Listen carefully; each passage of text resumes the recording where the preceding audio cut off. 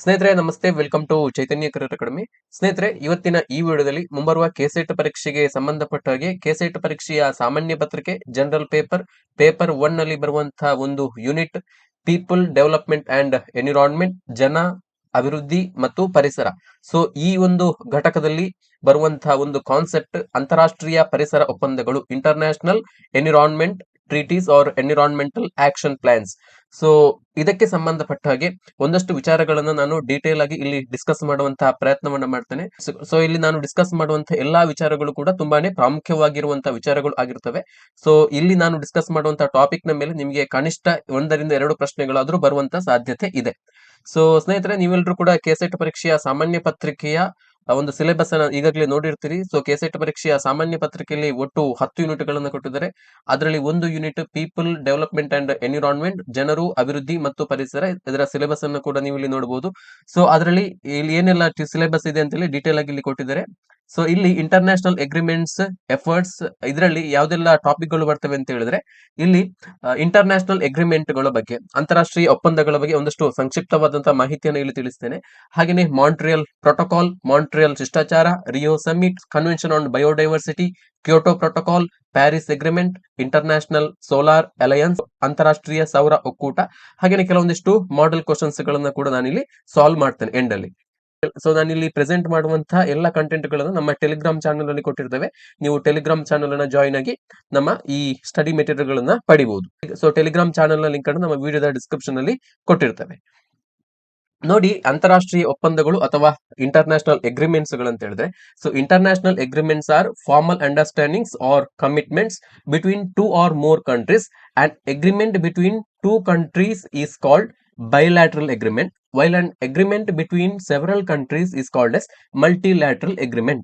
ಅಂತಾರಾಷ್ಟ್ರೀಯ ಒಪ್ಪಂದಗಳಂತ ಹೇಳಿದ್ರೆ 2 ಅಥವಾ ಹೆಚ್ಚಿನ ರಾಷ್ಟ್ರಗಳ ನಡುವಿನ ಅಧಿಕೃತ ಒಪ್ಪಂದಗಳನ್ನು ನಾವು ಅಂತಾರಾಷ್ಟ್ರೀಯ ಒಪ್ಪಂದಗಳು ಅಂತೇಳಿ ಕರಿತೇವೆ. 2 ಅಥವಾ ಅದಕ್ಕಿಂತ ಹೆಚ್ಚು ದೇಶಗಳು ಮಾಡಿಕೊಳ್ಳುವಂತಹ ಅಧಿಕೃತ ಒಪ್ಪಂದಗಳು ಅಥವಾ ಬದ್ಧತೆಗಳನ್ನ ನಾವು ಅಂತಾರಾಷ್ಟ್ರೀಯ ಒಪ್ಪಂದಗಳು ಅಂತೇಳಿ ಕರಿತೇವೆ. ಸೊ ಈ ಅಂತಾರಾಷ್ಟ್ರೀಯ ಒಪ್ಪಂದಗಳಲ್ಲಿ 2 ವಿಧ. ಒಂದು ದ್ವಿಪಕ್ಷೀಯ ಒಪ್ಪಂದ. ಈ ದ್ವಿಪಕ್ಷೀಯ ಒಪ್ಪಂದ ಅಂತ ಹೇಳಿದ್ರೆ 2 ರಾಷ್ಟ್ರಗಳ ನಡುವೆ ನಡೆಯುವಂತ ಒಪ್ಪಂದ. ಹಾಗೇನೆ ಇನ್ನೊಂದು ಬಹುಪಕ್ಷೀಯ ಒಪ್ಪಂದ. ಬಹುಪಕ್ಷೀಯ ಒಪ್ಪಂದ ಅನ್ನುವಂಥದ್ದು ಹಲವು ದೇಶಗಳ ನಡುವೆ ನಡೆಯುವಂತ ಒಪ್ಪಂದ. ಸೊ ನಮ್ಮ ಪರಿಸರ ಸಂರಕ್ಷಣೆಗೆ ಸಂಬಂಧಪಟ್ಟ ಹಾಗೆ ಇಂತಹ ಹಲವಾರು ಒಪ್ಪಂದಗಳು ಜಾಗತಿಕ ಮಟ್ಟದಲ್ಲಿ ನಡೆದಿದೆ.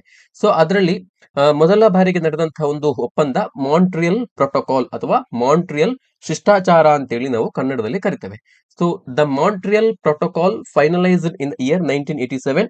So it is a global agreement to protect the stratospheric ozone layer. So ಇದು 1987ರಲ್ಲಿ ಅಂತಿಮಗೊಳಿಸಲಾದಂತಹ ಒಂದು ಒಪ್ಪಂದ. ಸೊ ಜಾಗತಿಕ ಮಟ್ಟದಲ್ಲಿ ವಾತಾವರಣದ ಓಝೋನ್ ಪದರವನ್ನ ಸಂರಕ್ಷಿಸಲು ಮಾಡಿಕೊಂಡಂತಹ ಒಪ್ಪಂದವೇ ಈ ಮಾಂಟ್ರಿಯಲ್ ಶಿಷ್ಟಾಚಾರ ಅಥವಾ ಮಾಂಟ್ರಿಯಲ್ ಪ್ರೋಟೋಕಾಲ್ ಅಂತೇಳಿ ಕರಿತೇವೆ.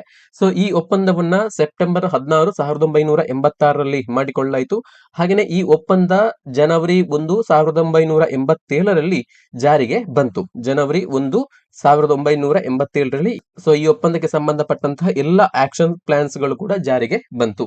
ಸೊ ಈ ಡೇಟ್ ಗಳು ತುಂಬಾ ಇಂಪಾರ್ಟೆಂಟ್. ಇಯರ್ ಕೂಡ ಕೇಳಬಹುದು. ವಿತ್ ಡೇಟ್ ನಿಮಗೆ ಪರೀಕ್ಷೆಯಲ್ಲಿ ಪ್ರಶ್ನೆಗಳನ್ನ ಕೇಳಬಹುದು. ವಿತ್ ಡೇಟ್ ಅನ್ನ ನೀವು ನೆನಪಿನಲ್ಲಿ ಇಟ್ಕೊಳ್ಬೇಕು. ಸೊ ಮಾಂಟ್ರಿಯಲ್ ಶಿಷ್ಟಾಚಾರವನ್ನ ನಾವು ಯಾತಕ್ಕೋಸ್ಕರ ಮಾಡ್ತೇವೆ ಅಂತ ಹೇಳಿದ್ರೆ, ಸೊ ಮಾನವ ನಿರ್ಮಿತ ರಾಸಾಯನಿಕಗಳಿಂದ ಓಝೋನ್ ಪದರಕ್ಕೆ ಹಾನಿಯಾಗುವುದನ್ನ ತಡೆಗಟ್ಟಲು ಅದಕ್ಕೋಸ್ಕರ ವಿನ್ಯಾಸಗೊಳಿಸಿದಂತಹ ಅಂತಾರಾಷ್ಟ್ರೀಯ ಒಪ್ಪಂದವೇ ಮಾಂಟ್ರಿಯಲ್ ಶಿಷ್ಟಾಚಾರ ಅಥವಾ ಮಾಂಟ್ರಿಯಲ್ ಪ್ರೋಟೋಕಾಲ್. ಸೊ ಇದರ ಪ್ರಮುಖ ಅಂಶಗಳನ್ನ ನಾವು ನೋಡೋದಾದ್ರೆ, ಸೊ ಓಝೋನ್ ಪದರವನ್ನ ಸವಕಳಿಗೊಳಿಸುವಂತಂದ್ರೆ ಓಝೋನ್ ಪದರವನ್ನ ಕ್ಷೀಣಿಸುವಂತಹ ರಾಸಾಯನಿಕಗಳಾಗಿರುವಂತಹ ಕ್ಲೋರೋಫ್ಲೋರೋ ಕಾರ್ಬನ್ಗಳು, ಹ್ಯಾಲೋಜನ್ಗಳು ಮತ್ತು ಹೈಡ್ರೋಕ್ಲೋರೋಫ್ಲೋರೋ ಕಾರ್ಬನ್ಗಳ ಉತ್ಪಾದನೆ ಮತ್ತು ಬಳಕೆಯನ್ನ ನಾವು ಹಂತ ಹಂತವಾಗಿ ಕಡಿಮೆ ಮಾಡುವಂತದ್ದು ಇದರ ಮುಖ್ಯ ಗುರಿ ಆಗಿರುವಂತದ್ದು. ಸೊ ಈ ಒಂದು ಒಪ್ಪಂದವನ್ನ ಮಾಡಿಕೊಂಡಿರುವಂತಹ ಉದ್ದೇಶ ಏನಂತ ಹೇಳಿದ್ರೆ, 1980ರ ದಶಕದ ಉತ್ತರಾರ್ಧದಲ್ಲಿ ಓಝೋನ್ ಪದರಕ್ಕೆ ಹಾನಿಯಾಗ್ತಿರುವಂತಹ ಬಗ್ಗೆ ವೈಜ್ಞಾನಿಕ ಪುರಾವೆಗಳು ನಮಗೆ ಸಿಗ್ತದೆ. ಸೊ ಓಝೋನ್ ಪದರ, ಭೂಮಿಯನ್ನ ಸಂರಕ್ಷಣೆ ಮಾಡ್ತಾ ಇರುವಂತಹ ಓಝೋನ್ ಪದರ ದಿನೇ ದಿನೇ ಕ್ಷೀಣಿಸ್ತಾ ಇದೆ. ಹಾಗಾಗಿ ಓಝೋನ್ ಪದರವನ್ನ ನಾವು ಸಂರಕ್ಷಿಸುವಂತಹ ಅನಿವಾರ್ಯತೆ ಇದೆ. ಅದಕ್ಕೋಸ್ಕರ ಒಂದು ಒಪ್ಪಂದವನ್ನ ಮಾಡಿಕೊಳ್ತವೆ. ಸೊ ಓಝೋನ್ ಪದರ ಸವಕಳಿಂದಾಗಿ ಏನಾಗ್ತದೆ ಅಂತ ಹೇಳಿದ್ರೆ, ಸೂರ್ಯನ ಹಾನಿಕಾರಕ ಅಲ್ಟ್ರಾವೈಲೆಟ್ ಅಂದ್ರೆ UV ವಿಕಿರಣಗಳು ಭೂಮಿಯನ್ನ ನೇರವಾಗಿ ತಲುಪುವಂತ ಸಾಧ್ಯತೆ ಹೆಚ್ಚಾಗ್ತದೆ.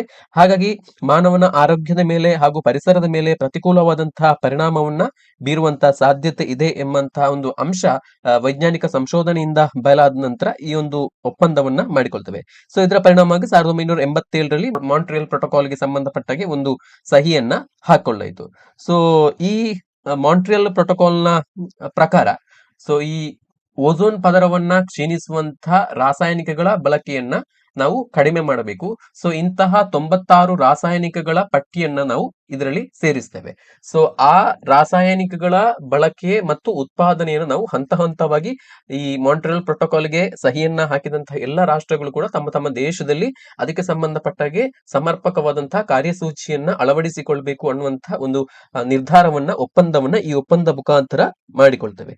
ಸೊ ಈ ಒಂದು ಒಪ್ಪಂದವನ್ನ ಮಾಡಿಕೊಂಡಂತಹ ಪರಿಣಾಮ ಏನಾಗ್ತದೆ ಅಂತ ಹೇಳಿದ್ರೆ, ಇದರ ಯಶಸ್ವಿಯಾದಂತಹ ಅನುಷ್ಠಾನದಿಂದಾಗಿ ವಾತಾವರಣದಲ್ಲಿ ಓಝೋನ್ ಸವಕಳಿ ಮಾಡುವಂತಹ ರಾಸಾಯನಿಕಗಳ ಉತ್ಪಾದನೆ ಮತ್ತು ಹೊರಸೂಸುವಿಕೆ ದಿನೇ ದಿನೇ ಕಡಿಮೆ ಆಗ್ತಾ ಇದೆ. ಸೊ ನಾವು ಓಝೋನ್ ಪದರವನ್ನ ಸಂರಕ್ಷಣೆ ಮಾಡಬೇಕು ಅನ್ನುವಂತಹ ಒಂದು ಮನೋಭಾವನೆ ಪ್ರತಿಯೊಬ್ಬ ವ್ಯಕ್ತಿಯಲ್ಲೂ ಕೂಡ ಬಂದಿರೋದ್ರಿಂದ ಇಂತಹ ಓಝೋನ್ ಪದರವನ್ನ ಕ್ಷೀಣಿಸುವಂತಹ ಹಾನಿಗೊಳಿಸುವಂತಹ ರಾಸಾಯನಿಕಗಳ ಬಳಕೆ ಸಾಮಾನ್ಯವಾಗಿ ತುಂಬಾ ಮಟ್ಟಿಗೆ ಕಡಿಮೆ ಆಗಿದೆ ಅಂತ ಹೇಳ್ಬೋದು. ಸೊ ಇದರ ಪರಿಣಾಮ ಓಝೋನ್ ಪದರ ನಿಧಾನವಾಗಿ ಚೇತರಿಸಿಕೊಳ್ತಾ ಇದೆ ಇಂತಹ ರಾಸಾಯನಿಕಗಳ ವಿಷಕಾರಿ ಪರಿಣಾಮದಿಂದ ಅಂತೇಳಿ. ಸೊ ಇದು ಮಾಂಟ್ರಿಯಲ್ ಪ್ರೋಟೋಕಾಲ್ ನ ಬಗ್ಗೆ. ಸೊ ಮಾಂಟ್ರಿಯಲ್ ಪ್ರೋಟೋಕಾಲ್ ಪ್ರಮುಖವಾಗಿ ಓಝೋನ್ ಪದರದ ಸಂರಕ್ಷಣೆಗಾಗಿ ಮಾಡಿಕೊಂಡಂತ ಅಂತಾರಾಷ್ಟ್ರೀಯ ಒಪ್ಪಂದ. ಸೊ ಸೆಪ್ಟೆಂಬರ್ 16 ಅಂತಾರಾಷ್ಟ್ರೀಯ ಓಝೋನ್ ಪದರ ಸಂರಕ್ಷಣೆಯ ದಿನವಂತೇಳಿ ಆಚರಣೆ ಮಾಡ್ತೇವೆ ಜಾಗತಿಕವಾಗಿ. ಸೊ ಈ ದಿನದ ಹಿನ್ನೆಲೆ ಏನಂತ ಹೇಳಿದ್ರೆ, ಈ ಮಾಂಟ್ರಿಯಲ್ ಪ್ರೋಟೋಕಾಲ್ ಅನ್ನ ನಾವು ಘೋಷಿಸಿಕೊಂಡಂತಹ ವರ್ಷದ ವಾರ್ಷಿಕೋತ್ಸವವಾಗಿ ಆಚರಣೆ ಮಾಡಲಾಗ್ತದೆ. ಸೊ ಮಾಂಟ್ರಿಯಲ್ ಪ್ರೋಟೋಕಾಲ್ ಅನ್ನ ನಾವು ಅಂಗೀಕರಿಸಿದಂತದ್ದು ಅಂದ್ರೆ ಘೋಷಿಸಿಕೊಂಡಂತದ್ದು ಸೆಪ್ಟೆಂಬರ್ 16, 1987ರಲ್ಲಿ. ಹಾಗಾಗಿ ಇದೇ ದಿನವನ್ನ ನಾವು ಅಂತಾರಾಷ್ಟ್ರೀಯ ಓಝೋನ್ ದಿನ, international day for the preservation of ozone layer ಅಂತೇಳಿ ನಾವು ಆಚರಣೆಯನ್ನ ಮಾಡ್ತೇವೆ. ಸೊ ಮುಂದುವರಿದ ಪರಿಸರಕ್ಕೆ ಸಂಬಂಧಪಟ್ಟಾಗೆ ಮಾಡಿಕೊಂಡಂತಹ ಇನ್ನೊಂದು ಒಪ್ಪಂದ ರಿಯೋ ಸಮ್ಮಿಟ್ ಅಥವಾ ರಿಯೋ ಸಮ್ಮೇಳನ, ರಿಯೋ ಶೃಂಗಸಭೆ ಅಂತ ಹೇಳಿ ಕರಿತೇವೆ. ಸೊ ಇದನ್ನ ಪೃಥ್ವಿ ಶೃಂಗಸಭೆ ಅಂತ ಕೂಡ ಕರಿತೇವೆ, ಅರ್ತ್ ಸಮ್ಮಿಟ್ ಅಂತ ಹೇಳಿ ಕೂಡ ಕರಿತೇವೆ. ಈ ಪ್ರಶ್ನೆ ಬರಬಹುದು. ರಿಯೋ ಸಮ್ಮೇಳನವನ್ನ ನಾವು ಅರ್ತ್ ಸಮ್ಮಿಟ್ ಅಂತೇಳಿ ಕೂಡ ಕರಿತೇವೆ, ಪೃಥ್ವಿ ಶೃಂಗಸಭೆ ಅಂತೇಳಿ ಕರಿತೇವೆ. ಸೊ ಈ ರಿಯೋ ಸಮ್ಮೇಳನ ನಡೆದಂತದ್ದು ಬ್ರೆಜಿಲ್ ನ ರಿಯೋ ಡಿ ಜನೈರೊದಲ್ಲಿ. ಸೊ ಹಾಗಾಗಿ ಈ ಸಮ್ಮೇಳನಕ್ಕೆ ರಿಯೋ ಸಮ್ಮೇಳನ ಅಂತೇಳಿ ಹೆಸರು ಬಂದಿದೆ. ಸೊ ಈ ಸಮ್ಮೇಳನ 1992ರ ಜೂನ್ 3ರಿಂದ ಜೂನ್ 14ರವರೆಗೆ ನಡೆಯಿತು. ಒಟ್ಟು 172 ರಾಷ್ಟ್ರಗಳು ಈ ಒಂದು ಸಮ್ಮೇಳನಕ್ಕೆ ಹಾಜರಾಗಿದ್ದವು. ಪ್ರತಿ ವರ್ಷ ಮಾರ್ಚ್ ತಿಂಗಳ ಕೊನೆಯ ವಾರದಲ್ಲಿ ಅರ್ತ್ ಅವರ್ ಅಂತೇಳಿ ಇದನ್ನ ನಾವು ಆಚರಣೆಯನ್ನ ಮಾಡ್ತೇವೆ. ಸೊ ಇದು ರಿಯೋ ಸಮ್ಮೇಳನದ ಬಗ್ಗೆ. ರಿಯೋ ಶೃಂಗಸಭೆ 1992ರಲ್ಲಿ ಬ್ರೆಜಿಲ್ ನ ರಿಯೋ ಡಿ ಜನೈರೊದಲ್ಲಿ ನಡೆದಂತ ಒಂದು ಅಂತಾರಾಷ್ಟ್ರೀಯ ಐತಿಹಾಸಿಕ ಸಮ್ಮೇಳನವಾಗಿರುವಂತದ್ದು. ಸೊ ಇದನ್ನ ಭೂಮಿ ಶೃಂಗಸಭೆ ಅಥವಾ ಪೃಥ್ವಿ ಶೃಂಗಸಭೆ ಅಂತೇಳಿ ಕೂಡ ಕರಿತೇವೆ. ಸೊ ಇದರ ಮುಖ್ಯ ಉದ್ದೇಶ ಅಂತ ಹೇಳಿದ್ರೆ, ಜಗತ್ತು ಎದುರುತ್ತಾ ಇರುವಂತಹ ಪರಿಸರ ಸಮಸ್ಯೆಗಳು ಮತ್ತು ಅಭಿವೃದ್ಧಿಯ ವಿಷಯಗಳ ಕುರಿತು ಚರ್ಚಿಸಿ ಭವಿಷ್ಯದ ಪೀಳಿಗೆಗೆ ಸುಸ್ಥಿರ ಅಭಿವೃದ್ಧಿಯ ಮಾರ್ಗಸೂಚಿಯನ್ನ ಸಿದ್ಧಪಡಿಸುವಂತಹ ಉದ್ದೇಶದಿಂದ ಈ ಒಂದು ರಿಯೋ ಸಮ್ಮೇಳನವನ್ನ ಏರ್ಪಾಡು ಮಾಡಲಾಯಿತು. ಸೊ ಇದರ ಪ್ರಮುಖ ಅಂಶಗಳು ಏನಂತ ಹೇಳಿದ್ರೆ, ಸೊ ಈ ಸಮ್ಮೇಳನದಲ್ಲಿ 172 ದೇಶಗಳ ಮುಖ್ಯಸ್ಥರು ಆಗಿರ್ಬೋದು ಅಥವಾ ರಾಜತಾಂತ್ರಿಕರು ಭಾಗವಹಿಸಿದ್ರು. ಹಾಗೇನೆ ಕೆಲವೊಂದಿಷ್ಟು NGOಗಳು, ಸರ್ಕಾರೇತರ ಸಂಸ್ಥೆಗಳು ಕೂಡ ಈ ಪೃಥ್ವಿ ಶೃಂಗಸಭೆಯಲ್ಲಿ ಭಾಗವಹಿಸಿದ್ವು. ಸೊ ಇದರ ಪ್ರಮುಖವಾಗಿರುವಂತಹ ಒಂದು ಘೋಷಣೆ ಅಂತ ಹೇಳಿದ್ರೆ, ನಾವು ಸುಸ್ಥಿರ ಅಭಿವೃದ್ಧಿಯನ್ನ ಸಾಧಿಸಬೇಕು. ಸೊ ಆರ್ಥಿಕ ಬೆಳವಣಿಗೆ ಮತ್ತು ಪರಿಸರ ಸಂರಕ್ಷಣೆಯ ನಡುವೆ ಸಮತೋಲನವನ್ನು ನಾವು ಕಾಯ್ದುಕೊಳ್ಳಬೇಕು. ಸೊ ಹಾಗಾಗಿ ನಾವು ಸಸ್ಟೈನೇಬಲ್ ಡೆವಲಪ್ಮೆಂಟ್ ಅನ್ನ ಸಾಧಿಸಬೇಕು. ಸೊ ಇದು ಪ್ರಮುಖವಾಗಿರುವಂತಹ ಘೋಷಣೆ ಆಗಿತ್ತು. ಸೊ ಈ ಸಮ್ಮೇಳನದಿಂದ ಪರಿಸರ ವಿಷಯಗಳ ಬಗ್ಗೆ ಜಾಗತಿಕ ಗಮನವನ್ನ ಹೆಚ್ಚಿಸಬೇಕು ಅನ್ನುವಂತಹ ವಿಚಾರವನ್ನ ಅಲ್ಲಿ ಅಂಗೀಕರಿಸಲಾಯಿತು. ಪರಿಸರದ ಮೇಲೆ ಮಾನವನ ಚಟುವಟಿಕೆಗಳ ಪರಿಣಾಮಗಳ ಕುರಿತು ಜಾಗೃತಿ ಮೂಡಿಸಲು ಇದು ಸಹಾಯವನ್ನ ಮಾಡಿತು. ಸೊ ರಿಯೋ ಸಮ್ಮೇಳನದಲ್ಲಿ ಒಂದಿಷ್ಟು ಪ್ರಮುಖ ನಿರ್ಣಯಗಳನ್ನ ಮಾಡ್ತಾರೆ. ಸೊ 21ನೇ ಶತಮಾನದಲ್ಲಿ ಸುಸ್ಥಿರ ಅಭಿವೃದ್ಧಿಯನ್ನ ಸಾಧಿಸಲು ಜಾಗತಿಕ ಮತ್ತು ರಾಷ್ಟ್ರೀಯ ಹಾಗೂ ಸ್ಥಳೀಯ ಮಟ್ಟದಲ್ಲಿ ತೆಗೆದುಕೊಳ್ಳಬೇಕಾದಂತಹ ಕ್ರಮಗಳ ಕುರಿತಾಗಿ ಒಂದು ವ್ಯಾಪಕವಾದಂತಹ ಕ್ರಿಯಾ ಯೋಜನೆಯನ್ನ ಈ ಒಂದು ಸಮ್ಮೇಳನದಲ್ಲಿ ಅಂಗೀಕರಿಸಲಾಯಿತು. ಹಾಗೇನೆ ಹವಾಮಾನ ಬದಲಾವಣೆ ಮೇಲಿನ ವಿಶ್ವಸಂಸ್ಥೆಯ ಚೌಕಟ್ಟು ಸಮಾವೇಶ ಅಂದ್ರೆ UNFCCC ಅಂತೇಳಿ ಕರಿತೇವೆ. ಹವಾಮಾನ ಬದಲಾವಣೆಯ ಅಪಾಯಗಳನ್ನ ನಿಯಂತ್ರಿಸಲಕ್ಕೋಸ್ಕರ ಮತ್ತು ಹಸಿರುಮನೆ ಅನಿಲಗಳ ಹೊರಸೂಸುವಿಕೆಯನ್ನ ಕಡಿಮೆ ಮಾಡಲು ರೂಪಿಸಲಾದಂತಹ ಒಪ್ಪಂದವನ್ನು ಈ ಒಂದು ರಿಯೋ ಸಮ್ಮೇಳನದಲ್ಲಿ ಮಾಡಿಕೊಳ್ಳಲಾಯಿತು. ಹಾಗೆಯೇ ಇನ್ನೊಂದು ಪ್ರಮುಖವಾಗಿರುವಂತಹ ವಿಚಾರ, ಜೀವ ವೈವಿಧ್ಯತೆಯ ಸಮಾವೇಶಕ್ಕೆ ಸಂಬಂಧಪಟ್ಟಾಗೆ ಒಂದು ಘೋಷಣೆಯನ್ನ ಮಾಡಲಾಯಿತು. ಜೈವಿಕ ವೈವಿಧ್ಯತೆಯನ್ನ ಸಂರಕ್ಷಿಸಲು, ಅದರ ಘಟಕಗಳ ಸುಸ್ಥಿರ ಬಳಕೆಯನ್ನ ಖಚಿತಪಡಿಸಿಕೊಳ್ಳಲು ಮತ್ತು ಸ್ಥಳೀಯ ಸಂಪನ್ಮೂಲಗಳಿಂದ ದೊರೆಯುವಂತಹ ಪ್ರಯೋಜನಗಳನ್ನ ನ್ಯಾಯಯುತವಾಗಿ ಹಂಚಿಕೊಳ್ಳಲು ಇದಕ್ಕೆ ಸಂಬಂಧಪಟ್ಟಾಗಿ ಕೂಡ ಒಂದು ಒಪ್ಪಂದವನ್ನ ಮಾಡಿಕೊಳ್ಳಲಾಯಿತು. ಹಾಗೇನೆ ಅರಣ್ಯ ತತ್ವಗಳಿಗೆ ಸಂಬಂಧಪಟ್ಟಾಗಿ ಒಂದಷ್ಟು ಒಪ್ಪಂದಗಳನ್ನ ಕೂಡ ಮಾಡಲಾಯಿತು. ಅರಣ್ಯಗಳ ನಿರ್ವಹಣೆ ಕುರಿತಾಗಿ, ಅರಣ್ಯಗಳ ಸಂರಕ್ಷಣೆ ಮತ್ತು ಸುಸ್ಥಿರ ಅಭಿವೃದ್ಧಿಗೆ ಸಂಬಂಧಪಟ್ಟಾಗೆ ಜಾಗತಿಕವಾಗಿ ಒಮ್ಮತವಾಗಿ ಒಂದು ಒಪ್ಪಂದವನ್ನ ಈ ರಿಯೋ ಸಮ್ಮೇಳನದಲ್ಲಿ ಮಾಡಿಕೊಳ್ಳಿತು. ಇದು ರಿಯೋ ಸಮ್ಮೇಳನದ ಬಗ್ಗೆ. ಪ್ರತಿ ವರ್ಷದ ಮಾರ್ಚ್ ತಿಂಗಳ ಕೊನೆಯ ವಾರದಲ್ಲಿ ಅರ್ತ್ ಅವರ್ ಅಂತೇಳಿ ನಾವು ಆಚರಣೆಯನ್ನ ಮಾಡ್ತೇವೆ. ಈ ಅರ್ತ್ ಅವರನ್ನ ನಾವು ಆಚರಣೆಯನ್ನ ಮಾಡೋದರ ಪ್ರಾಮುಖ್ಯತೆ ಏನಂತ ಹೇಳಿದ್ರೆ, ಇದು ಹವಾಮಾನ ಬದಲಾವಣೆಯನ್ನ ಎದುರಿಸಲು ಮತ್ತು ಪರಿಸರದ ಸಂರಕ್ಷಣೆಗಾಗಿ ಜಾಗೃತಿ ಮೂಡಿಸುವಂತಹ ಸಲುವಾಗಿ ಒಂದು ಸಾಂಕೇತಿಕವಾಗಿ ನಾವು ಈ ಒಂದು ಅರ್ತ್ ಅವರ್ ಅಂತೇಳಿ ನಾವು ಆಚರಣೆಯನ್ನ ಮಾಡ್ತೇವೆ, ಸೆಲೆಬ್ರೇಟ್ ಮಾಡ್ತೇವೆ.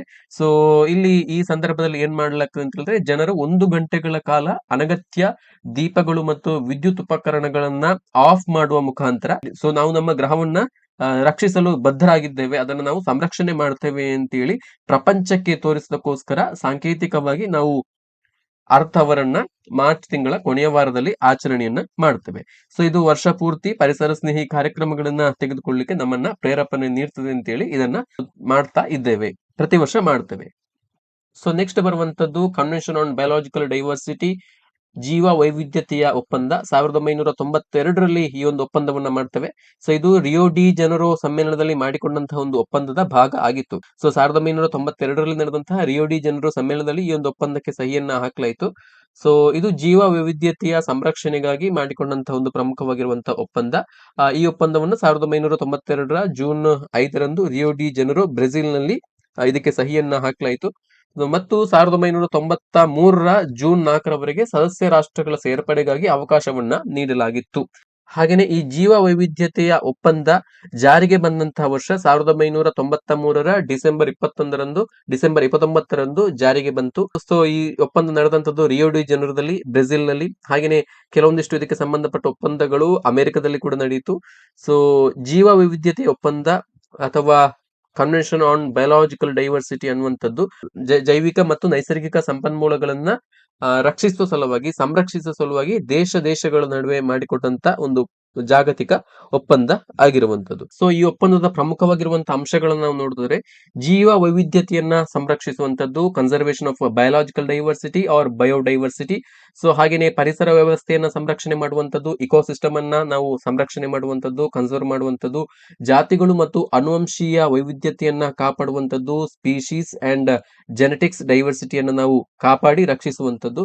ಹಾಗೆಯೇ ಜೀವ ವೈವಿಧ್ಯತೆ ಅಂಶಗಳನ್ನ ಸುಸ್ಥಿರವಾಗಿ ನಾವು ಬಳಸುವಂತದ್ದು, ಅಂದ್ರೆ ಸಸ್ಟೈನೇಬಲ್ ಡೆವಲಪ್ಮೆಂಟ್ ಕಡೆಗೆ ನಾವು ಗಮನವನ್ನು ಕೊಡುವಂತದ್ದು, ದೀರ್ಘಾವಧಿಯಲ್ಲಿ ಹಾನಿ ಉಂಟಾಗದ ರೀತಿಯಲ್ಲಿ ಆ ಸಂಪನ್ಮೂಲಗಳನ್ನು ನಾವು ಜೀವ ವೈವಿಧ್ಯ ಬಯೋಡೈವರ್ಸಿಟಿಯನ್ನು ನಾವು ಬಳಸುವಂತದ್ದು, ಆನುವಂಶಿಕ ಸಂಪನ್ಮೂಲಗಳ ಬಳಕೆಯಿಂದ ಲಭಿಸುವಂತಹ ಲಾಭಗಳನ್ನ ನ್ಯಾಯಸಮ್ಮತವಾಗಿ ಮತ್ತು ಸಮಾನವಾಗಿ ದೇಶಗಳ ನಡುವೆ, ಸ್ಥಳೀಯ ಸಮುದಾಯಗಳ ನಡುವೆ, ಅಭಿವೃದ್ಧಿಶೀಲಗಳಿಗೆ ಸಮನ್ಯಾಯವಾಗಿ ಲಾಭಗಳನ್ನ ತಲುಪುವಂತೆ ನಾವು ನೋಡಿಕೊಳ್ಳುವಂತದ್ದು ಇದರ ಪ್ರಮುಖವಾಗಿರುವಂತಹ ಉದ್ದೇಶಗಳು ಆಗಿತ್ತು.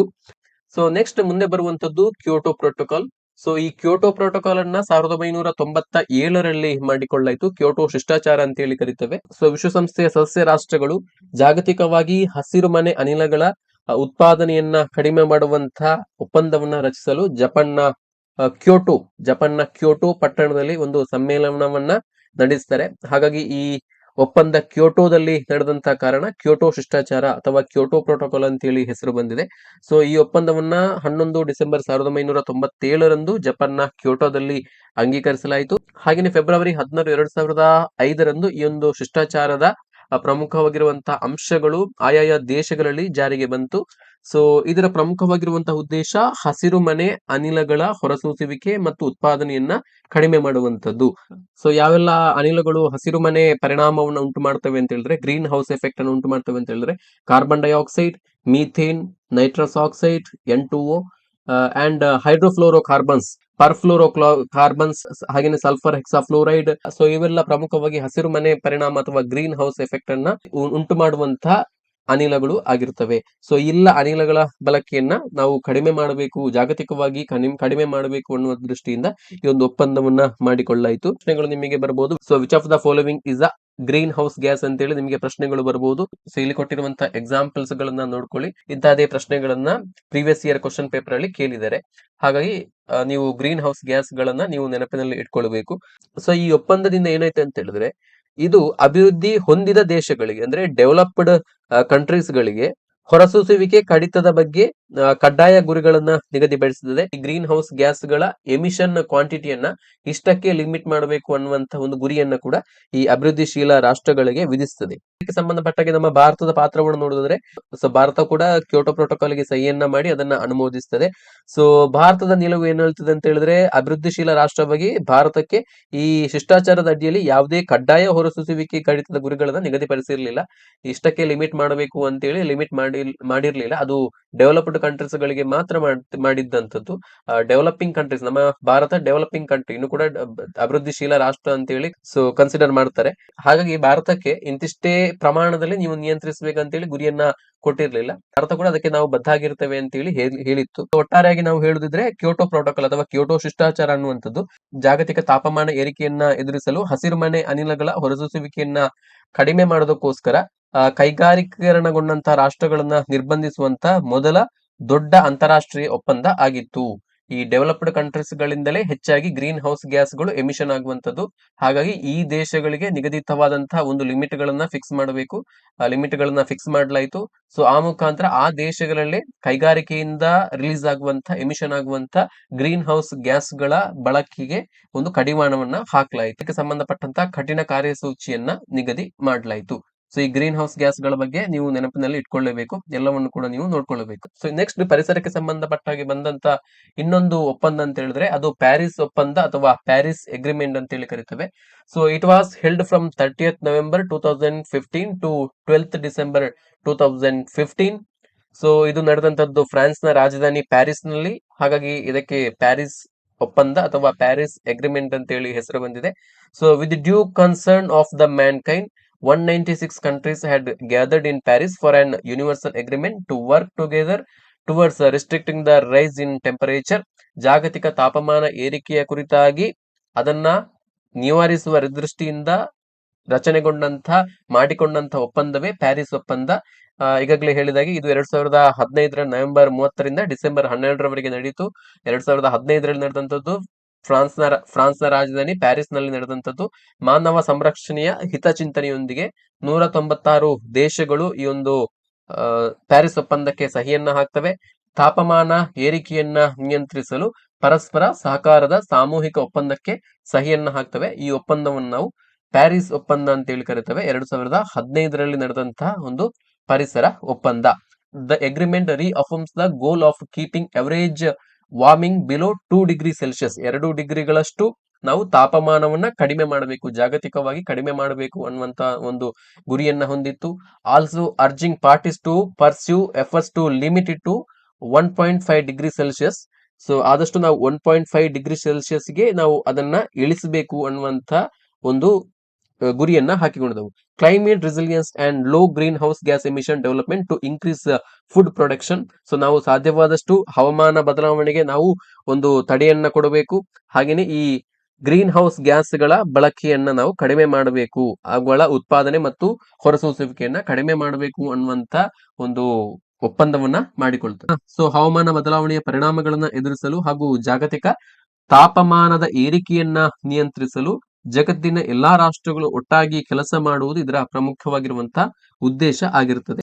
ಸೊ ಈ ಒಪ್ಪಂದದ ಪ್ರಮುಖವಾಗಿರುವಂತಹ ಅಂಶಗಳ ಬಗ್ಗೆ ನಾವು ನೋಡೋದಾದ್ರೆ, ಸೊ ಜಾಗತಿಕ ತಾಪಮಾನದ ನಿಯಂತ್ರಣ, ನಾವು ಜಾಗತಿಕವಾಗಿ ತಾಪಮಾನವನ್ನ ನಿಯಂತ್ರಣ ಮಾಡಬೇಕು. ಸೊ ಈ ಶತಮಾನದ ಅಂತ್ಯದ ವೇಳೆಗೆ ಜಾಗತಿಕ ತಾಪಮಾನದ ಏರಿಕೆಯನ್ನ ಕೈಗಾರಿಕಾ ಪೂರ್ವ ಮಟ್ಟಕ್ಕಿಂತ 2 ಡಿಗ್ರಿ ಸೆಲ್ಸಿಯಸ್ಗೆ ಅದರ ಒಳಗೆ ನಾವು ಫಿಕ್ಸ್ ಮಾಡಬೇಕು, ಅದರ ಒಳಗೆ ಲಿಮಿಟ್ ಆಗುವಂತೆ ಮಾಡಬೇಕು ಮತ್ತು ಸಾಧ್ಯವಾದರೆ ಅದನ್ನ 1.5 ಡಿಗ್ರಿ ಸೆಲ್ಸಿಯಸ್ಗೆ ಸೀಮಿತಗೊಳಿಸಲು ನಾವು ಪ್ರಯತ್ನವನ್ನ ಪಡಬೇಕು ಅನ್ನುವಂಥದ್ದು ಇದರ ಮುಖ್ಯವಾಗಿರುವಂತಹ ಗುರಿ. ಈ ಶತಮಾನದ ಒಳಗೆ ಜಾಗತಿಕ ತಾಪಮಾನದ ಏರಿಕೆಯನ್ನ ಸರಾಸರಿ 2 ಡಿಗ್ರಿ ಸೆಲ್ಸಿಯಸ್ನ ಅದರ ಒಳಗಡೆ ನಿಲ್ಲಿಸಬೇಕು. ಸಾಧ್ಯವಾದ್ರೆ ನಾವು 1.5 ಡಿಗ್ರಿ ಸೆಲ್ಸಿಯಸ್ಗೆ ನಾವು ಲಿಮಿಟ್ ಮಾಡಬೇಕು. ಸೊ ಅದನ್ನ ಕ್ರಾಸ್ ಆಗ್ಬಾರ್ದು, ಜಾಸ್ತಿ ಆಗ್ಬಾರ್ದು ಅನ್ನುವಂತ ಉದ್ದೇಶವನ್ನ ಹೊಂದಿದೆ. ಹಾಗೇನೆ ಹಸಿರು ಮನೆ ಅನಿಲಗಳ ಹೊರಸೂಸುವಿಕೆಯನ್ನ ತಡೆಯುವಂತದ್ದು, ಹಾಗೇನೆ ಅದಕ್ಕೆ ಕಡಿವಾಣ ಹಾಕುವಂತದ್ದು. ಸೊ ಹಸಿರು ಮನೆ ಅನಿಲಗಳು ಈಗಾಗಲೇ ಹೇಳಿದ್ದೇನೆ ಯಾವ ಅಂತೇಳಿ. ಸೊ ಅವುಗಳ ಬಳಕೆ ಮತ್ತು ಉತ್ಪಾದನೆಯನ್ನ ಕಡಿಮೆ ಮಾಡುವಂತದ್ದು, ಅದಕ್ಕೆ ಸಂಬಂಧಪಟ್ಟಾಗಿ ಕೈಗಾರಿಕಾ ನೀತಿಯನ್ನು ಕೂಡ ರೂಪಿಸುವಂತದ್ದು. ಸೊ ಇದಕ್ಕೆ ನಮ್ಮ ಭಾರತ ಕೂಡ ಸಹಿಯನ್ನ ಹಾಕಿದೆ.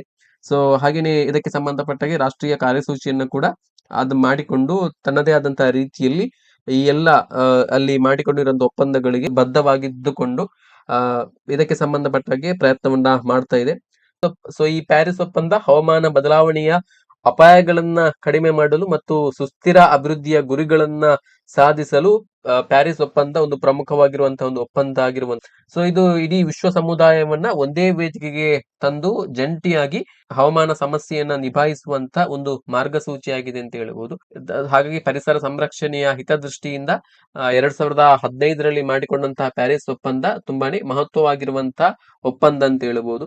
ಸೊ ಈ ಪ್ಯಾರಿಸ್ ಒಪ್ಪಂದದಲ್ಲಿ ಮಾಡಿಕೊಂಡಿರುವಂತಹ ಒಪ್ಪಂದವನ್ನ ಅಲ್ಲಿ ಹಾಕಿಕೊಂಡಿರುವಂತಹ ಗುರಿಗಳನ್ನ ಸುಸ್ಥಿರ ಅಭಿವೃದ್ಧಿಯ ಗುರಿಗಳಲ್ಲಿ ಕೂಡ ಹಾಕಿಕೊಂಡಿರುವಂತದ್ದು. 2015ರಲ್ಲಿ ಸುಸ್ಥಿರ ಅಭಿವೃದ್ಧಿಯ ಗುರಿಗಳನ್ನ ಕೂಡ ನಾವು ಅಡಾಪ್ಟ್ ಮಾಡಿಕೊಂಡಿರುವಂತದ್ದು. 2030ರ ಒಳಗಾಗಿ ಅಲ್ಲಿ ಸುಸ್ಥಿರ ಅಭಿವೃದ್ಧಿಯಲ್ಲಿ ಹೇಳಿರುವಂತಹ 17 ಗುರಿಗಳನ್ನು ನಾವು ಸಾಧಿಸಬೇಕು ಅನ್ನೋಂತಹ ಒಂದು ಅಲ್ಲಿ ಒಪ್ಪಂದವನ್ನ ಮಾಡಿಕೊಳ್ತೇವೆ. ಸೊ ಅದರಲ್ಲಿ ಗ್ಲೋಬಲ್ ವಾರ್ಮಿಂಗ್ ಅಥವಾ ಕ್ಲೈಮೇಟ್ ಆಕ್ಷನ್ ನ ಬಗ್ಗೆ ಕೂಡ ಮೆನ್ಷನ್ ಮಾಡಿರುವಂತದ್ದು ಒಂದು ಗುರಿ ಇದೆ ಅದರಲ್ಲಿ ಕೂಡ. ಸೊ ನೆಕ್ಸ್ಟ್ ಬಂದಂತ ಒಂದು ಅಂತಾರಾಷ್ಟ್ರೀಯ ಒಪ್ಪಂದ ಅಂತ ಹೇಳಿದ್ರೆ ಅದು ಇಂಟರ್ನ್ಯಾಷನಲ್ ಸೋಲಾರ್ ಅಲಯನ್ಸ್ 2015ರಲ್ಲಿ ಮಾಡಿಕೊಳ್ತೇವೆ. ಅಂತಾರಾಷ್ಟ್ರೀಯ ಸೌರ ಒಕ್ಕೂಟ ಅಂತ ಹೇಳಿ ಕರೀತೇವೆ. ಸೊ ಇದನ್ನ ಭಾರತದ ಪ್ರಧಾನಮಂತ್ರಿ ನರೇಂದ್ರ ಮೋದಿ ಅವರು 2015ರ ನವೆಂಬರ್ 30ರಂದು ಘೋಷಣೆಯನ್ನ ಮಾಡ್ತಾರೆ. ಸೊ ಸುಮಾರು 20ಕ್ಕೂ ಹೆಚ್ಚು ದೇಶಗಳು ಅಂತಾರಾಷ್ಟ್ರೀಯ ಸೌರ ಒಕ್ಕೂಟದ ಒಪ್ಪಂದಕ್ಕೆ ಸಹಿಯನ್ನ ಹಾಕ್ತವೆ. ಸೊ ಇದನ್ನ ಸ್ಥಾಪಿಸಿದಂತಹ ಪ್ರಮುಖವಾಗಿರುವಂತಹ ಉದ್ದೇಶ ಸೌರಶಕ್ತಿಯ ಬಳಕೆಯನ್ನ ಉತ್ತೇಜಿಸುವಂತದ್ದು ಮತ್ತು ಸೌರಶಕ್ತಿಯ ಮುಖಾಂತರ ಶುದ್ಧ ಸುಸ್ಥಿರ ಇಂಧನವನ್ನ ಒದಗಿಸುವಂತದ್ದು.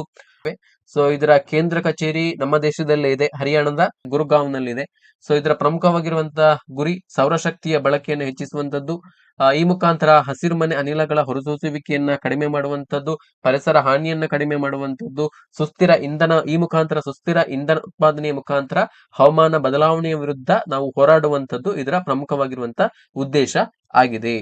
ಇದರ ಪ್ರಮುಖವಾಗಿರುವಂತಹ ಧ್ಯೇಯ 2030ರ ವೇಳೆಗೆ ಸೌರಶಕ್ತಿ ಯೋಜನೆಗಳಿಗೆ $1 ಟ್ರಿಲಿಯನ್ ಗಿಂತಲೂ ಹೆಚ್ಚು ಹೂಡಿಕೆಯನ್ನ ಆಕರ್ಷಿಸುವಂತದ್ದು. 2030ರ ಹೊತ್ತಿಗೆ ಸೌರಶಕ್ತಿ ಈ ಸೋಲಾರ್ ಎನರ್ಜಿಯ ಮೇಲೆ $1 ಟ್ರಿಲಿಯನ್ ಗಿಂತಲೂ ಹೆಚ್ಚಿನ ಹೂಡಿಕೆಯನ್ನ ಇನ್ವೆಸ್ಟ್ಮೆಂಟ್ ಅನ್ನ ನಾವು ಅಟ್ರಾಕ್ಟ್ ಮಾಡಬೇಕು, ಆಕರ್ಷಿಸಬೇಕು ಅಂತೇಳಿ.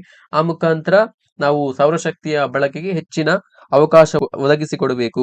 ಹಾಗೆಯೇ ತಂತ್ರಜ್ಞಾನದ ವೆಚ್ಚವನ್ನ ಕಡಿಮೆ ಮಾಡುವಂತದ್ದು ಹಾಗೂ ಸದಸ್ಯ ರಾಷ್ಟ್ರಗಳಲ್ಲಿ ಸೌರಶಕ್ತಿಯ ಬಳಕೆಯನ್ನ ಹೆಚ್ಚಿಸುವಂತದ್ದು ಇದರ ಪ್ರಮುಖವಾಗಿರುವಂತಹ ಗುರಿಯಾಗಿದೆ.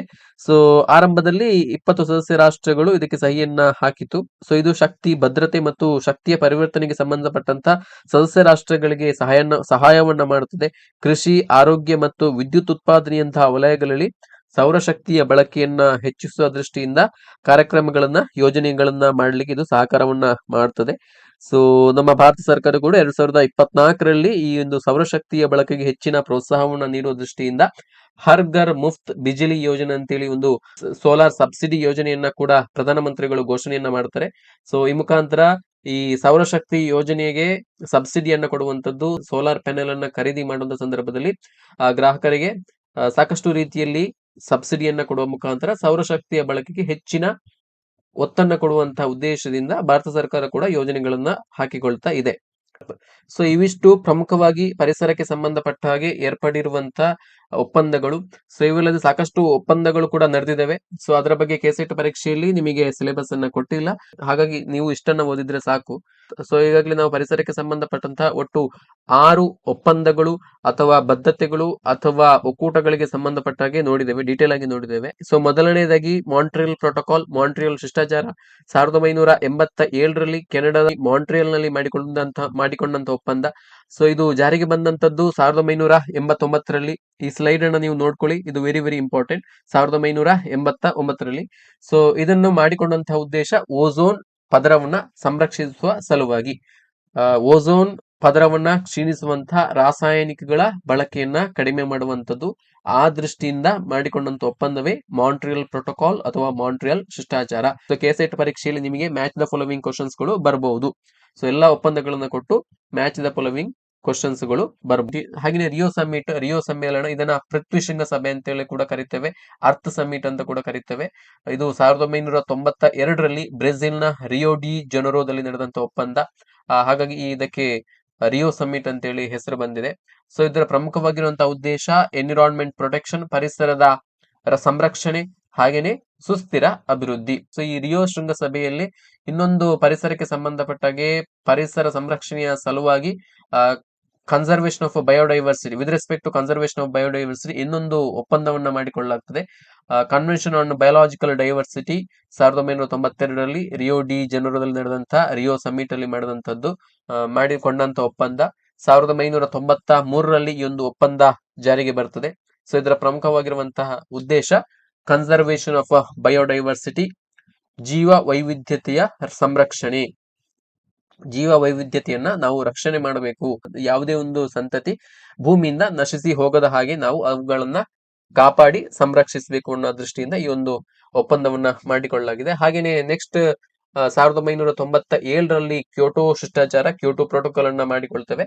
ಸೊ ಇದು ಜಾರಿಗೆ ಬಂದಂತ ವರ್ಷ 2005ರಲ್ಲಿ ಜಾರಿಗೆ ತರ್ತವೆ.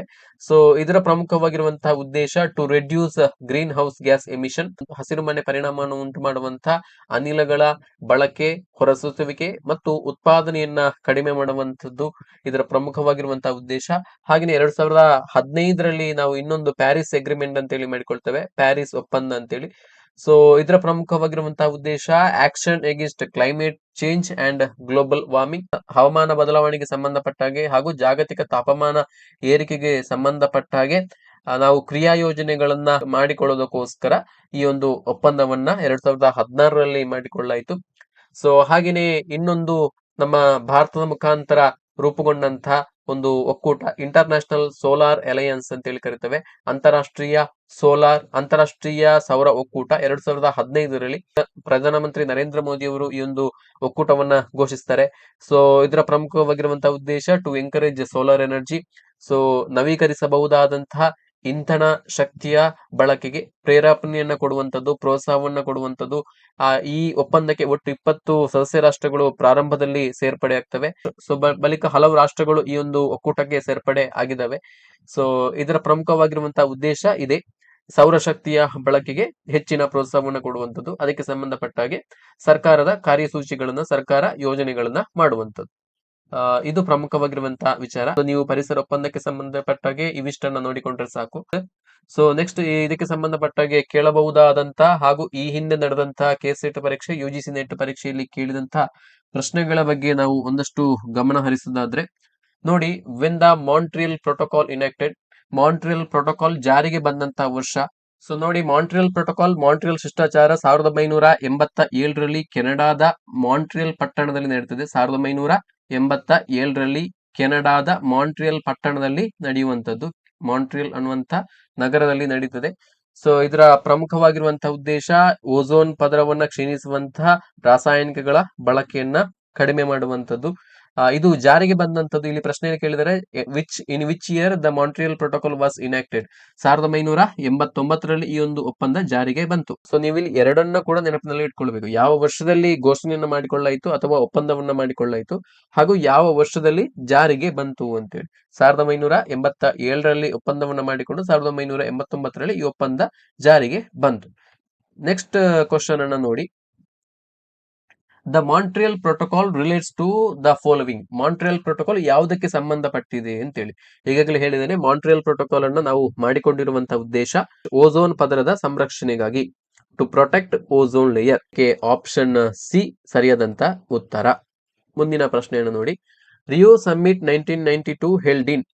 ಇದು ರಿಯೋ ಸಮ್ಮಿಟ್ ನಡೆದಂತದ್ದು ಬ್ರೆಜಿಲ್ನ ರಿಯೋ ಡಿ ಜೆನೆರೋದಲ್ಲಿ, ಹಾಗಾಗಿ ರಿಯೋ ಸಮ್ಮಿಟ್ ಅಂತೇಳಿ ಹೆಸರು ಬಂದಿದೆ. ಈ ಶೃಂಗಸಭೆಯನ್ನ ನಾವು ಅರ್ತ್ ಸಮ್ಮಿಟ್ ಅಂತ ಕೂಡ ಕರಿತೇವೆ. ಈ ಪ್ರಶ್ನೆ ಕೂಡ ಬರಬಹುದು, ಅರ್ತ್ ಸಮ್ಮಿಟ್ ಅಂತ ಕೂಡ ಈ ಒಂದು ಪ್ರಶ್ನೆಯನ್ನ ಕರಿತೇವೆ.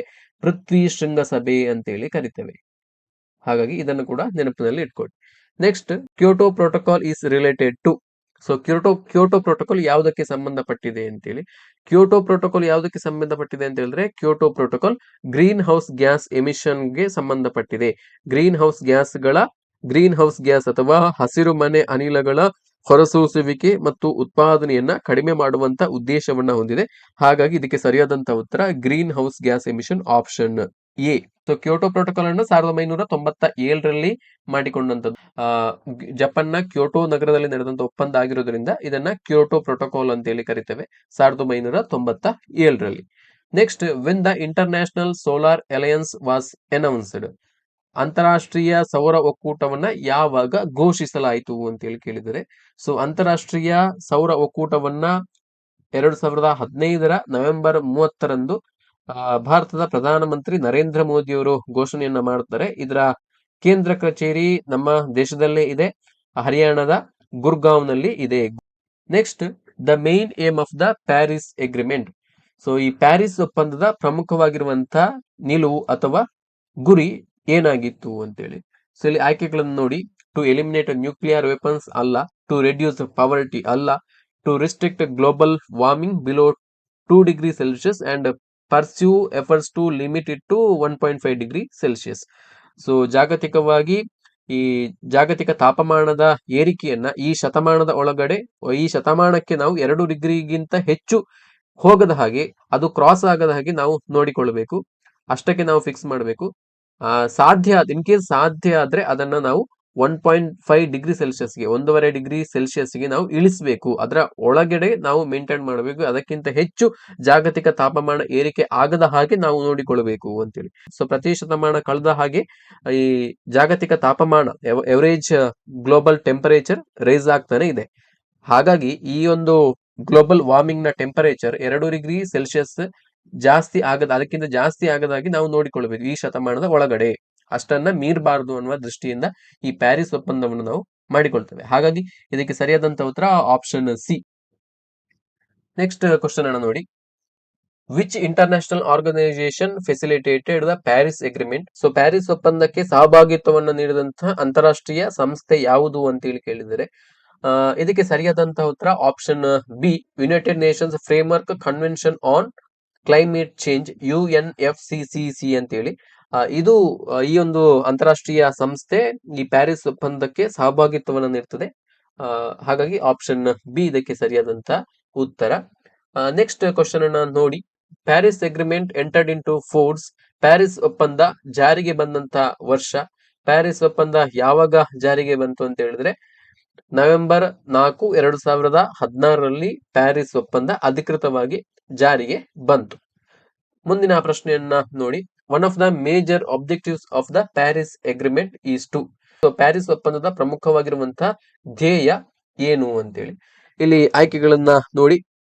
ಸೊ ಪ್ಯಾರಿಸ್ ಒಪ್ಪಂದ ಮಾಡಿಕೊಂಡಂತಹ ಉದ್ದೇಶ, ನಾವು ಜಾಗತಿಕ ತಾಪಮಾನದ ವಿರುದ್ಧ ಹೋರಾಡಬೇಕು, ಜಾಗತಿಕ ತಾಪಮಾನ ಏರಿಕೆಯ ವಿರುದ್ಧ ಹೋರಾಡಬೇಕು. ಸೊ ಇದನ್ನ ಮಾಡಬೇಕಿದ್ರೆ ಈ ಜಾಗತಿಕ ತಾಪಮಾನ ಏರಿಕೆಗೆ ಕಾರಣವಾಗಿರುವಂತಹ ಅನಿಲಗಳ ಹೊರಸೂಸುವಿಕೆಯನ್ನ ತಡಿಬೇಕು. ಪ್ರಮುಖವಾಗಿ ಗ್ರೀನ್ ಹೌಸ್ ಗ್ಯಾಸ್ಗಳು, ಹಸಿರು ಮನೆ ಅನಿಲಗಳು, ಇವುಗಳ ಬಳಕೆ, ಉತ್ಪಾದನೆ ಮತ್ತು ಹೊರಸೂಸುವಿಕೆಯನ್ನ ಕಡಿಮೆ ಮಾಡಬೇಕು. ಸೊ ಹಾಗಾಗಿ ಇಲ್ಲಿ ಆಯ್ಕೆಗಳಲ್ಲಿ ಸರಿಯಾದಂತಹ ಉತ್ತರ to enhance climate resilience and low green house gas emission development. ಹಾಗಾಗಿ ಆಪ್ಷನ್ ಬಿ ಸರಿಯಾದಂತ ಉತ್ತರ ಆಗುತ್ತೆ ಈ ಪ್ರಶ್ನೆ.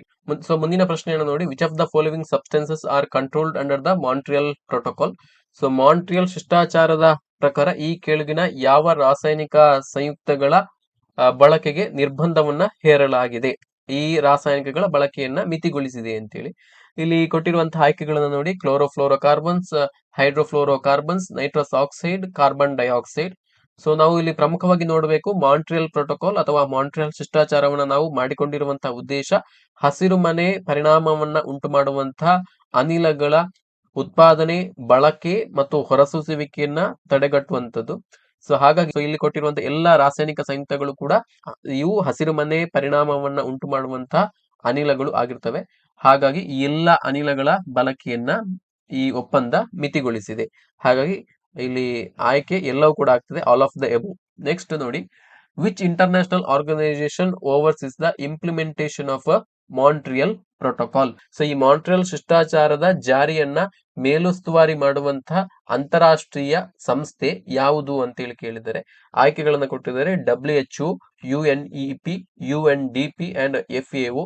ಇದಕ್ಕೆ ಸರಿಯಾದಂತ ಉತ್ತರ ಯುನೈಟೆಡ್ ನೇಷನ್ಸ್ ಎನ್ವಿರಾನ್ಮೆಂಟ್ ಪ್ರೋಗ್ರಾಮ್, ವಿಶ್ವಸಂಸ್ಥೆಯ ಪರಿಸರ ಕಾರ್ಯಕ್ರಮಗಳು ಅಂತೇಳಿ ಒಂದು ಅಂತಾರಾಷ್ಟ್ರೀಯ ಸಂಸ್ಥೆ ಇದೆ. ಇದು ಮಾಂಟ್ರಿಯಲ್ ಶಿಷ್ಟಾಚಾರವನ್ನ ಜಾರಿಗೆ ತರೋದಕ್ಕೋಸ್ಕರ ಎಲ್ಲಾ ರಾಷ್ಟ್ರಗಳ ನಡುವೆ ಈ ಒಪ್ಪಂದಕ್ಕೆ ಸಹಿಯಾದಂತಹ ಎಲ್ಲಾ ರಾಷ್ಟ್ರಗಳ ಮೇಲೆ ಒಂದು ನಿಗಾವನ್ನ ಇರಿಸ್ತದೆ, ಅದನ್ನ ಮೇಲುಸ್ತುವಾರಿ ಮಾಡ್ತದೆ. ಹಾಗಾಗಿ ಇದಕ್ಕೆ ಸರಿಯಾದಂತ ಉತ್ತರ option B, United Nations environment programme. Next question ಅನ್ನು ನೋಡಿ. The Rio summit 1992 was officially known as. ಈ ರಿಯೋ ಸಮ್ಮಿಟ್ 1992ರಲ್ಲಿ ನಡೆದಂತಹ ರಿಯೋ ಸಮ್ಮೇಳನವನ್ನ ನಾವು ಅಫಿಷಿಯಲಿ ಅಧಿಕೃತವಾಗಿ ಏನಂತೇಳಿ ಕರಿತೇವೆ? ಸೊ ಈ ರಿಯೋ ಸಮ್ಮಿಟ್ ಅನ್ನು ನಾವು ಅರ್ತ್ ಸಮ್ಮಿಟ್ ಅಂತೇಳಿ ಕೂಡ ಕರಿತೇವೆ, ಪೃಥ್ವಿ ಶೃಂಗಸಭೆ ಅಂತೇಳಿ ಕೂಡ ಕರಿತೇವೆ. ಆದ್ರೆ ಇದರ ಅಧಿಕೃತ ಹೆಸರು United Nations conference on environment and development. Option A ಇದಕ್ಕೆ ಸರಿಯಾದಂತ ಉತ್ತರ. ಮುಂದಿನ ಪ್ರಶ್ನೆ, which important global convention was adopted during the Rio summit? So Rio ಸಮ್ಮೇಳನ ಅಥವಾ ಪೃಥ್ವಿ ಶೃಂಗಸಭೆಯಲ್ಲಿ ನಾವು ಸ್ವೀಕರಿಸಿದಂತಹ ಪ್ರಮುಖವಾಗಿರುವಂತಹ ಅಂತಾರಾಷ್ಟ್ರೀಯ ಸಮಾವೇಶ ಯಾವುದು ಅಂತೇಳಿ. ರಿಯೋ ಸಮ್ಮೇಳನದಲ್ಲಿ ನಾವು ಪರಿಸರ ಸಂರಕ್ಷಣೆಯ ಸಲುವಾಗಿ, ಜೀವ ವೈವಿಧ್ಯತೆಯನ್ನ ಕಾಪಾಡುವ ಸಲುವಾಗಿ convention on biological diversity, so ಜೀವ ವೈವಿಧ್ಯತೆಯ ಸಮಾವೇಶದ ಕುರಿತಾಗಿ ಒಂದು ಘೋಷಣೆಯನ್ನ ಮಾಡ್ತೇವೆ 1992ರಲ್ಲಿ. ಸೊ ಹಾಗಾಗಿ ಇದಕ್ಕೆ ಸರಿಯಾದಂತ ಉತ್ತರ option C, convention on biological diversity. ಮುಂದಿನ ಪ್ರಶ್ನೆಯನ್ನು ನೋಡಿ, which global concept was strongly prompted in the Rio summit? Rio ಸಮ್ಮೇಳನದಲ್ಲಿ ಗಟ್ಟಿಯಾಗಿ ಪ್ರತಿಧ್ವನಿಸಲ್ಪಟ್ಟಂತ ಅಂತಾರಾಷ್ಟ್ರೀಯ ವಿಷಯ ವಸ್ತು ಯಾವುದು ಅಂತೇಳಿ ಕೇಳಿದರೆ, ಸೊ ರಿಯೋ ಸಮ್ಮೇಳನದಲ್ಲಿ ಪರಿಸರ ಸಂರಕ್ಷಣೆ ಕುರಿತಾಗಿ ಒಂದಷ್ಟು ವಿಚಾರಗಳನ್ನ ಚರ್ಚಿಸಲಾಯಿತು. ಸೊ ಅದರಲ್ಲೂ ಪ್ರಮುಖವಾಗಿ ಸುಸ್ಥಿರ ಅಭಿವೃದ್ಧಿಯ ಬಗ್ಗೆ ಒಂದಷ್ಟು ವಿಚಾರಗಳನ್ನು ಅಲ್ಲಿ ಹಂಚಿಕೊಳ್ಳಾಯಿತು. ನಾವು ಪರಿಸರದ ಸಮತೋಲನವನ್ನ ಕಾಪಾಡಿಕೊಂಡು ನಾವು ರಾಜಕೀಯವಾಗಿ, ಆರ್ಥಿಕವಾಗಿ, ಕೈಗಾರಿಕವಾಗಿ ಅಭಿವೃದ್ಧಿಯನ್ನ ಸಾಧಿಸಬೇಕು. ಹಾಗಾಗಿ ನಾವು ಸುಸ್ಥಿರ ಅಭಿವೃದ್ಧಿಯ ಒಂದು ಪರಿಕಲ್ಪನೆಯನ್ನ ಅಳವಡಿಸಿಕೊಳ್ಳಬೇಕು ಅನ್ನುವಂತಹ ಒಂದು ಒಪ್ಪಂದವನ್ನ ಮಾಡಿಕೊಳ್ಳಾಯಿತು. ಹಾಗಾಗಿ ಈ ರಿಯೋ ಸಮ್ಮೇಳನದಲ್ಲಿ ಪ್ರತಿಧ್ವನಿಸಲ್ಪಟ್ಟಂತ ಪ್ರಮುಖವಾಗಿರುವಂತಹ ವಿಷಯ ವಸ್ತು ಈ ಸಸ್ಟೈನೇಬಲ್ ಡೆವಲಪ್ಮೆಂಟ್ ಅಥವಾ ಸುಸ್ಥಿರ ಅಭಿವೃದ್ಧಿ. ಆಪ್ಷನ್ ಬಿ ಇದಕ್ಕೆ ಸರಿಯಾದಂತ ಉತ್ತರ, ಆಪ್ಷನ್ ಬಿ. ಮುಂದಿನ ಪ್ರಶ್ನೆಯನ್ನು ನೋಡಿ, how many countries participated in the Rio's earth summit 1992? So ಈಗಾಗಲೇ ಡಿಸ್ಕಸ್ ಮಾಡಿದಾಗೆ 1992ರಲ್ಲಿ ನಡೆದಂತ ಈ ರಿಯೋ ಸಮ್ಮೇಳನದಲ್ಲಿ ಒಟ್ಟು 172 ದೇಶಗಳು ಭಾಗವಹಿಸಿದ್ದವು. 172 ದೇಶಗಳ ಪ್ರತಿನಿಧಿಗಳು ಭಾಗವಹಿಸಿದ್ರು. ಹಾಗಾಗಿ ಇದಕ್ಕೆ ಆಪ್ಷನ್ ಬಿ 172 ಸರಿಯಾದಂತ ಉತ್ತರ, ಆಪ್ಷನ್ ಬಿ. ಸೊ ಇವಿಷ್ಟು ಪರಿಸರ ಸಂರಕ್ಷಣೆಗೆ ಸಂಬಂಧಪಟ್ಟಾಗೆ ಅಂತಾರಾಷ್ಟ್ರೀಯವಾಗಿ, ಜಾಗತಿಕವಾಗಿ ಮಾಡಿಕೊಂಡಂತಹ ಪ್ರಮುಖವಾಗಿರುವಂತಹ ಒಪ್ಪಂದಗಳ ಬಗ್ಗೆ. ಸೊ ನಿಮ್ಮ ಕೆಸೆಟ್ ಪರೀಕ್ಷೆಯ ದೃಷ್ಟಿಯಿಂದ ಇವಿಷ್ಟು ಇಂಪಾರ್ಟೆಂಟ್ ಆದಂತಹ ಪರಿಸರಕ್ಕೆ ಸಂಬಂಧಪಟ್ಟಂತಹ ಒಪ್ಪಂದಗಳು. ಸೊ ಇವೆಲ್ಲವನ್ನು ಕೂಡ ನೀವು ಡೀಟೇಲ್ ಆಗಿ ನೋಡ್ಕೊಳ್ಬೇಕು. ಸೊ ನಾನಿಲ್ಲಿ ಪ್ರೆಸೆಂಟ್ ಮಾಡಿದಂತಹ ಮೆಟೀರಿಯಲ್ ಅನ್ನ ಟೆಲಿಗ್ರಾಮ್ ಚಾನಲ್ ಅಲ್ಲಿ ಕೂಡ ಕೊಟ್ಟಿರ್ತೇನೆ, ನೀವು ಅದನ್ನ ನೋಡಬಹುದು. ಸೊ ಇದರ ಬಗ್ಗೆ ನಿಮ್ಗೆ ಏನೇ ಡೌಟ್ಸ್ ಗಳಿದ್ರು ಕೂಡ ನಮ್ಮ ವಿಡಿಯೋದ ಕಮೆಂಟ್ ಸೆಕ್ಷನ್ ಅಲ್ಲಿ ಕಮೆಂಟ್ ಅನ್ನ ಮಾಡಬಹುದು. ಥ್ಯಾಂಕ್ ಯು, ನಮಸ್ತೆ.